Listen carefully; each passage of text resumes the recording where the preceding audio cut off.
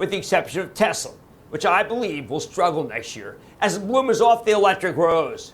Yeah, we nailed it. We nailed it for you. Jim Cramer's Tesla stock prediction track record is not exactly great. However, he doesn't always get it wrong. Last year on December 5th, Jim Cramer explained why he would buy Tesla shares amid production cut reports. And if you bought Tesla stock back then, you actually did really well. But let's not forget that years ago, Jim Cramer said to not even rent Tesla's stock.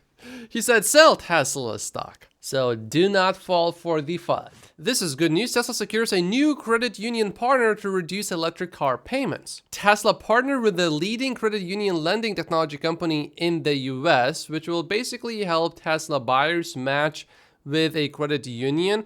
And in the US, credit unions are not-for-profit, member-owned financial institutions, federally insured for safety, and they generally, therefore, can offer lower interest rates since they are member-owned. Over here in Canada and in many other places, credit unions are actually for-profit organizations, but not in the US. Hyundai is making the right moves. It doubles down on the shift to EVs with plans to shut down 2 engine parts plants. Toyota should seriously look into what Hyundai is doing. And the media should seriously pay attention to the latest Toyota recall because 1 million US vehicles are recalled over sensors that may short circuit, which could result in airbags not deploying as designed. Do you think they can figure out an over-the-air software update for this? I don't think so. Waymo says that self-driving cars are safer than human drivers by up to 10 times, actually. This is based on data from over 7 million rider-only miles compared to human benchmarks. The Waymo driver had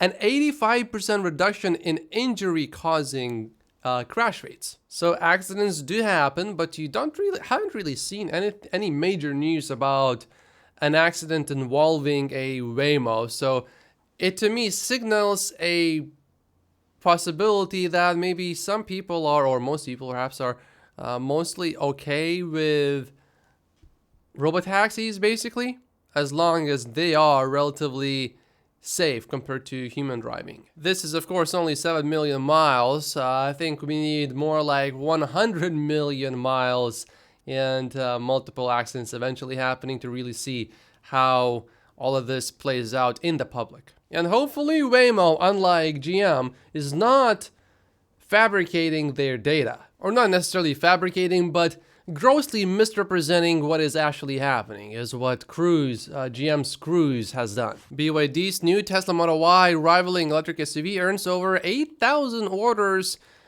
which is pretty impressive. This was within its first 3 days on the market, so let's see if it actually lasts, but this is a pretty much direct Tesla Model Y competitor. I think most likely it will do fairly well, but the Model 3 did beat the BYD seal fairly easily, so I expect the same here. And it does seem that BYD is going to sell more pure battery electric vehicles than Tesla, but Tesla still has many more markets to expand into, whereas BYD does not really. So with time, I expect Tesla to severely beat BYD eventually. But there is enough room for multiple companies to be successful. This is another good reason why Tesla will succeed and beat all of these other automakers. Sorry, Canada, your new Kias are sitting in a storage lot. Kia has been accused of pulling a shady move by stockpiling new Kias in a storage lot in Ontario and leaving Canadian customers out to dry. Somehow said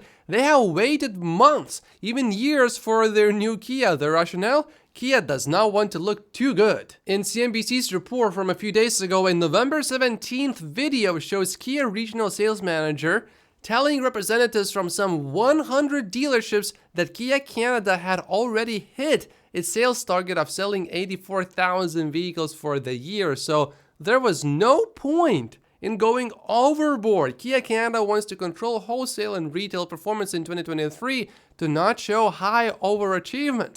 Doing so, he said, might put their marketing budget at risk in 2024. That's some serious self-sabotage. You have customers that want to buy the vehicles, and you have vehicles in inventory right now, but you are not selling anything because otherwise you will lose the marketing budget. See the problem here with having dealers? This works in Tesla's favor, of course, because this also includes some electric vehicles.